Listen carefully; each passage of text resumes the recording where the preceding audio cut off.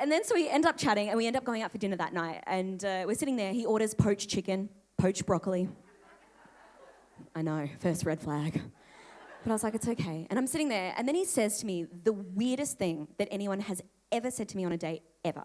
He goes, hey, I gotta tell you something, like, really important. Oh, no. Do you have herpes? Are you one of these assholes that watches Netflix series ahead of you, even though you promised you'd watch it together, like one of those guys, right? Then he says to me, he's like, no, I'm like really dumb.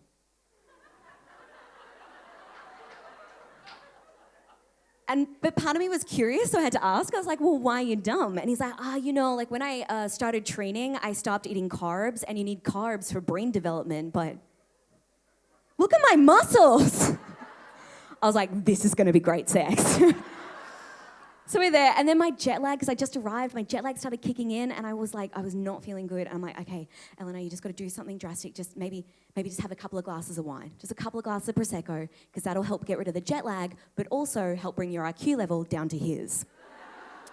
So I'm sitting there, but what you guys got to know about me is I've been nearly 2 years sober, right? Nearly 2 years sober at this point, and normally that gets a round of applause, but in Australia, you're like, what the fuck is wrong with you, okay? Yeah. I get it, Australia. Without alcohol, we wouldn't have a population, okay? Pretty sure I was conceived on VB. And so I'm there, right? And I go and I order my 2 glasses of Prosecco. And I don't know if anyone here in this room has been without alcohol for a long time, and then you take your first sip after a... Sorry, wrong crowd. Just remember when you were 8 years old and you took your first sip of Baileys, okay?